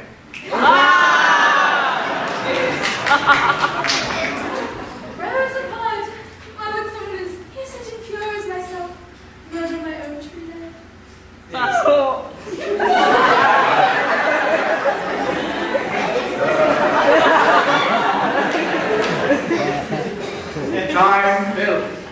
I do need to take a piss. I've been holding it in for forever. Hold it another 3 hours. I've had too much to drink. Yeah, Can you at least finish the scene? Please? Shush! Let me talk.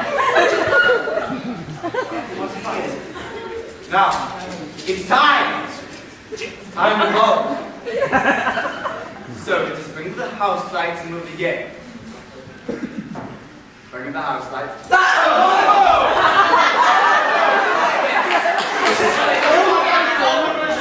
So, is this what I've been dealing with tonight?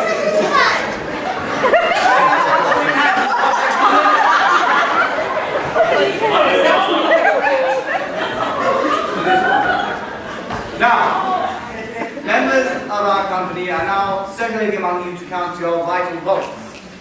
You may begin. Right, sir!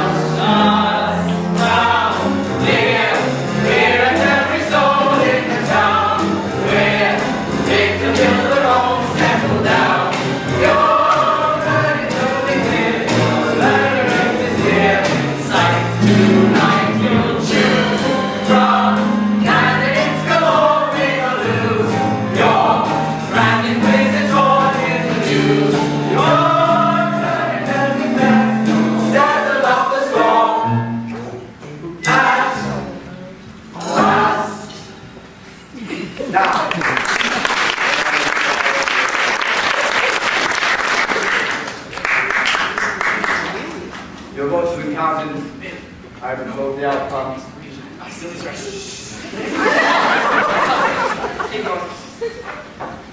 I will offer them a sip of port so that he or she will know you're there. But that the final denouement will come as a complete surprise.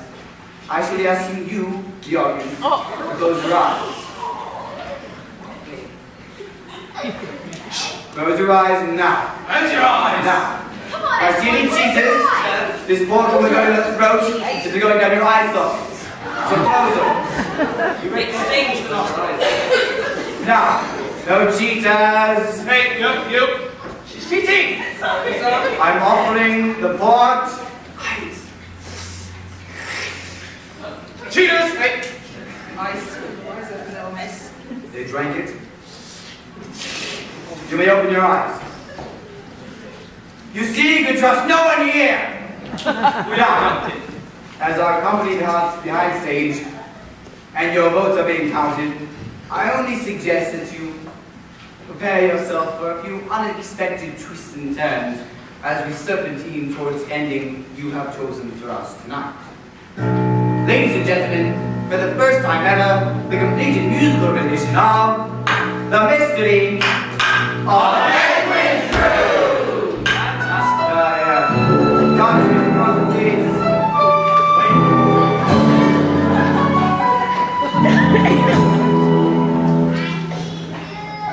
The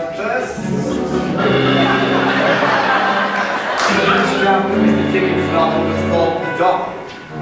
Coincidentally, the last chapter he wrote was called The Dawn Again. So yes, let us begin our last chapter among the cold grey tendrils of an English dawn.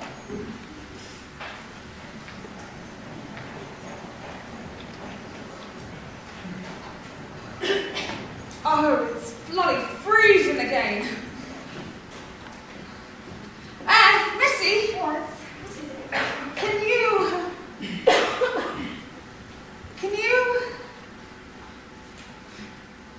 Can you spare 3 soul in distress. We're both Christian souls in distress, I fear, and I've little more than 3 and 6 to get me to London.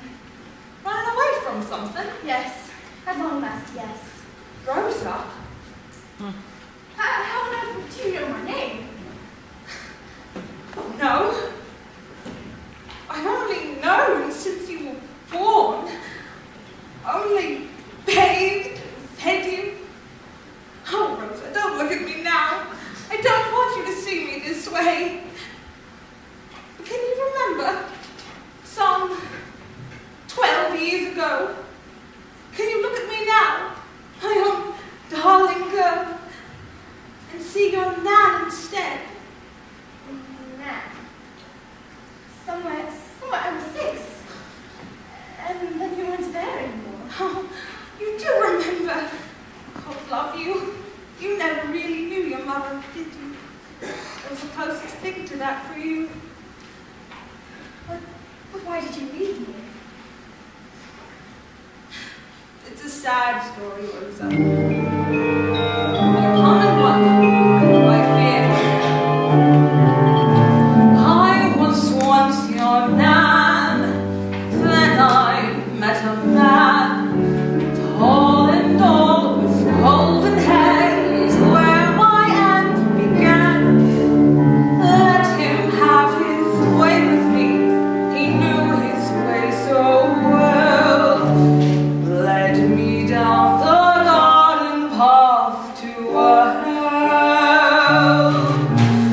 Marriage in the head, what I got instead was a bed in Camden Town, and then to me he said, should I send around a friend, be nice to him this well, stroll him down your garden path to a hell, make your bed of roses and sleep in it, cold or deep in it, and pray you never wake. Soon the deadly poppies come cropping up, fairly popping from the seeds of one mistake. On my apple day, earning Satan's pay, toast to drink so's not to think of who'd come next to play. Gave my chance my every cent, he gave me farewell, leaving me to weed the path to a hell. Life is full of hedges that prickle you, as they tickle you, they'll tear you all apart. Strolling through the mazes, amusing too, but confusing when you find there's no way out. Lost my looks by then, couldn't draw the men, so I learned a trade and earned my keep with drugs. Then found myself a wicked shelf where opening on myself. Here's a pipe for you, sir. Price is 5 and 2, sir. Can't you see the garden? It's such a lovely garden. I'll take you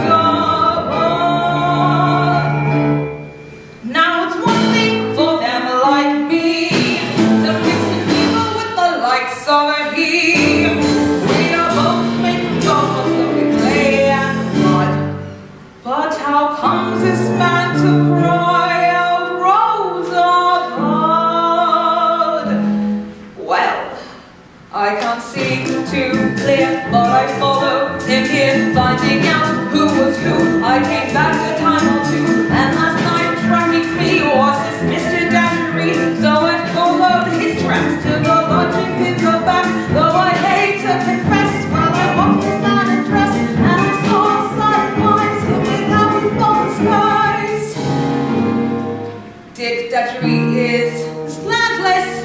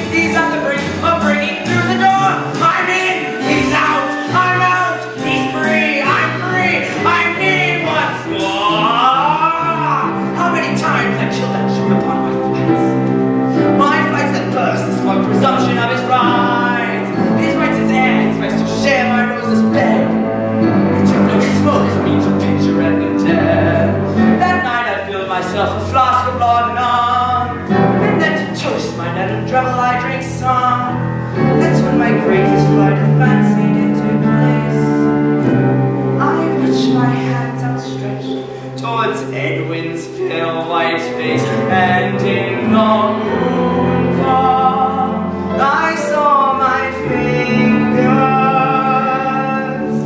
clutching his neck so tightly, touching my sleeve, he fell so lightly. Moonfall then fell on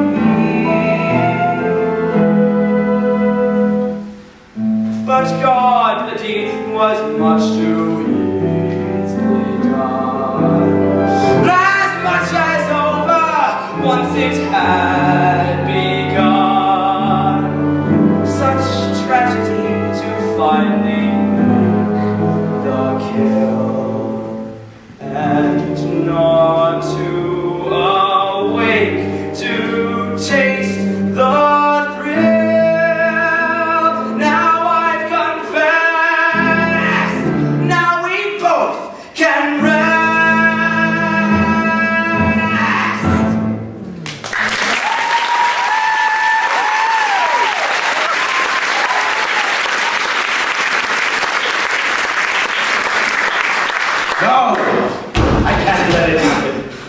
Yes, you played the code the young Drood wore that night down by the river weir to throw suspicions on Neverlandless.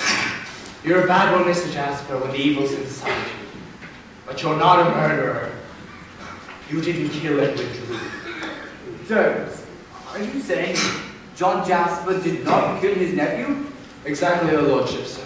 It was a wild night that Christmas Eve, as you'll remember, Squire. And I sought shelter near Mr. Jasper's door. That's when I saw one amongst you throttle Edwin Drood, and in a convenient flash of lightning, I saw who it was. That was quite a long speech, Bill. I think I might have a quick report. Right. And suddenly, I see Mr. Jasper stagger out of his own home under the influence of potent medicine. And suddenly, he collapses. And then he gets up, picks up young Drood, carries him into the cathedral, down into the crypt, and deposits him right into Mrs. Sapsey's tomb. What? Yes, I told you there was plenty of room in there. But Derdos, you must tell us. Who did it? Lord, no. It was Princess Puffer.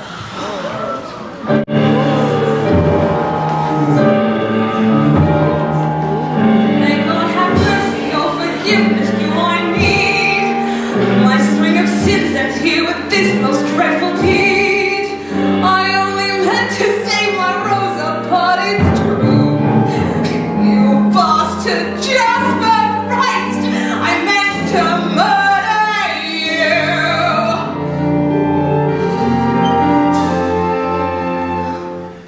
Could I see my Rosebud threatened by this man of massive sin?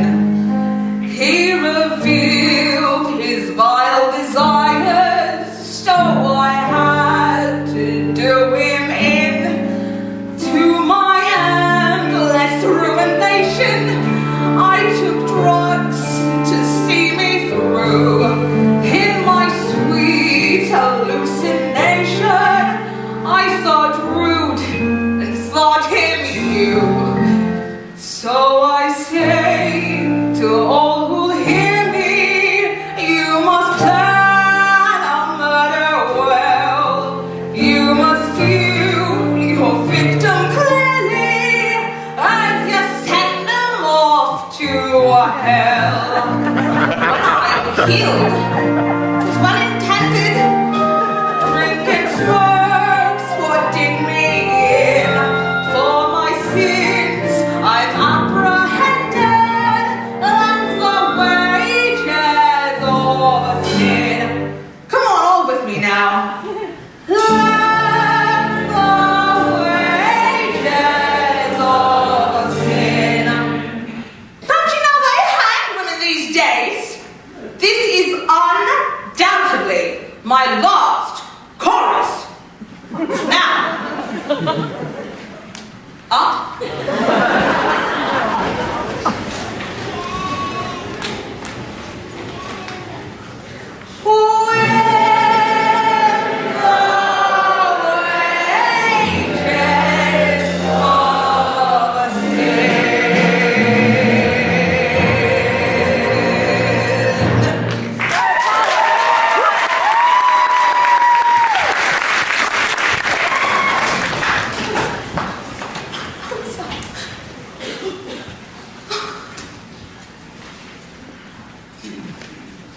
There's our murderer tonight.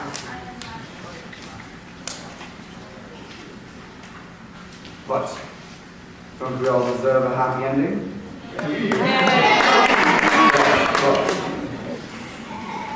we all seek in our lives love and romance, and at this hour of the night anything that resembles that. So, who shall be our lovers tonight?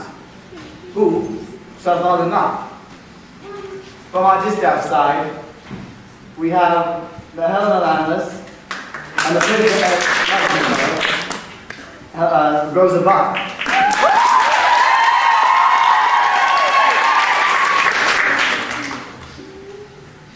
Now, pray applaud for your favors when I point to them again. Miss Helena Landless.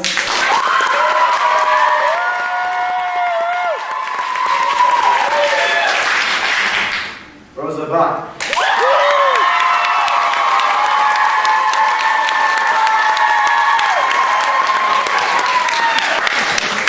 To declare a winner, you may sit in my office. I said sit in my office.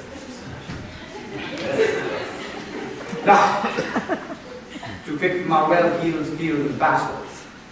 Now, pray, hold your applause till the end, and then I point to them, blah, blah, blah, you know the drill. Okay. Nevertheless, Devils, Deputy, not you two, put your hands down. Mr. Chris Barkle, John Jasper,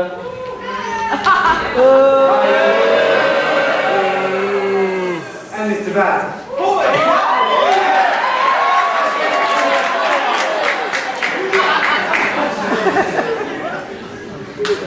And another drill.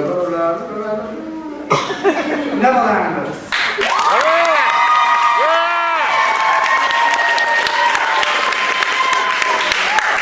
Devils.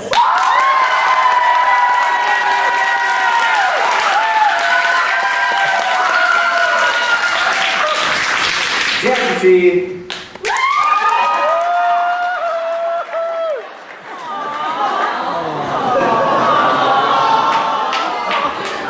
Mr. Chris Barkle.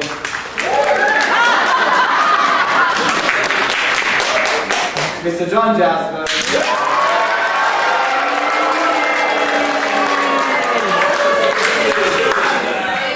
And Mr. Bass.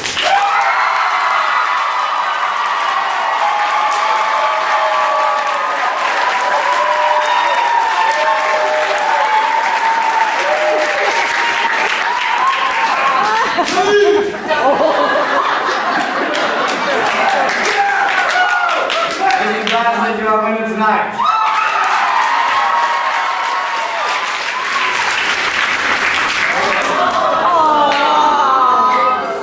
Mr. Purcell, the gentleman cries, and we were about to have a love song. I would very much like to see her play the sort of anxiety. Perhaps they'll be watching for me. I needed more gentle and kinder tutor than Mr. Jasper was. Mr. President, since the day we met, the day you entered this theater, there's been one unto me in the manuscript of my existence. Once we were perfect strangers, I find I now told you our best that's meant to be. it seems I've longed to hold you, fate ruled and so. You love me so, they told you. Once we had kissed, pretending text, the skill this strangeness made me through. Once we were perfect strangers, yet now I love you perfectly.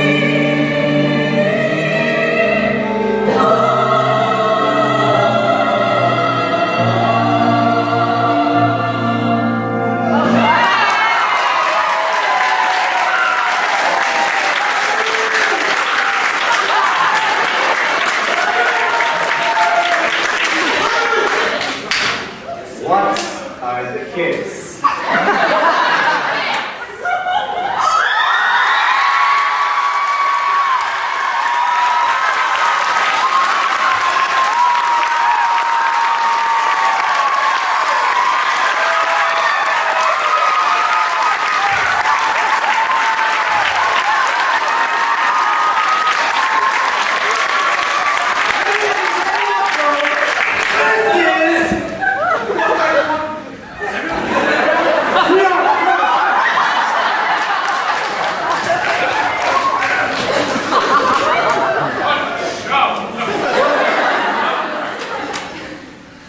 What a kiss indeed.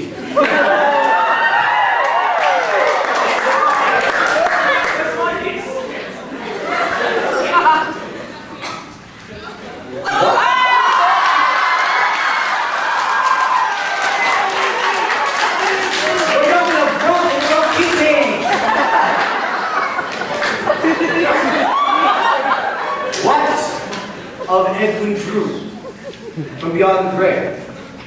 What did he tell us? What did he say? I am alive! You thought you could get rid of me, though. Okay. I am Lazarus, risen from the grave. Quite alive, you'll find me this too. Behind me is where I'm faced for my closest ship. When I struck my head against the street, I was stunned, not stricken. A plot, thinking of Jasper threw me off my feet. To the crypt, I awoke in dark beyond belief.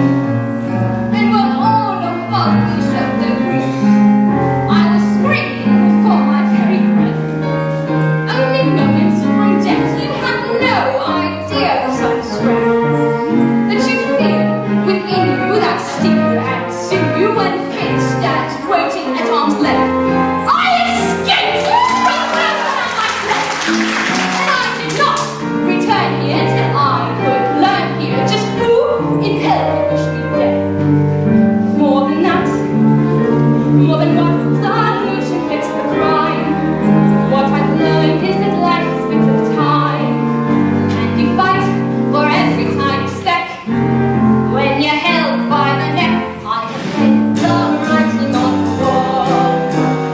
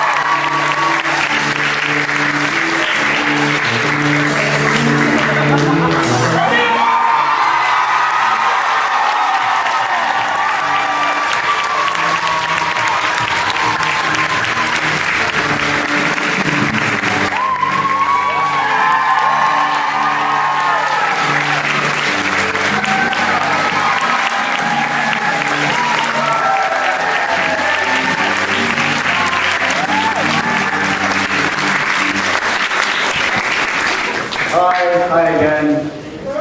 Now, thank you. Although I would love to give flowers to every person in cast, we are honoring our blue cast ingenues tonight, and that would include the lovely Sydney.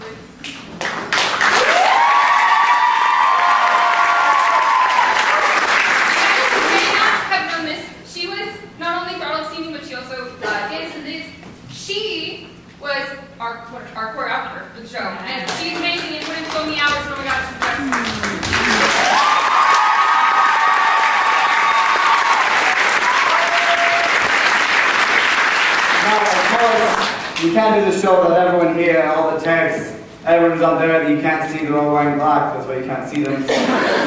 We have the one figurehead of our department who puts in countless hours every day, every night, stays here well past. After we've gone home, we're already in bed, she's still here working, making sure that the show gets done, and she's also a teacher here, so she's working with that and here.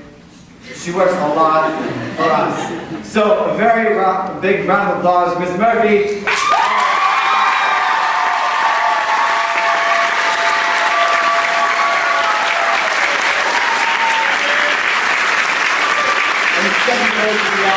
Tonight is Miss West or Mr. Thomas Purcell. Down here, please stand up.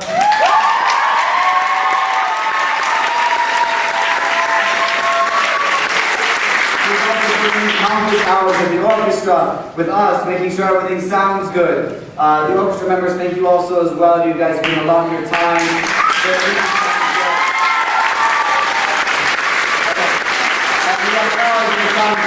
As well. Thank you very much. Another round of applause for everyone here tonight.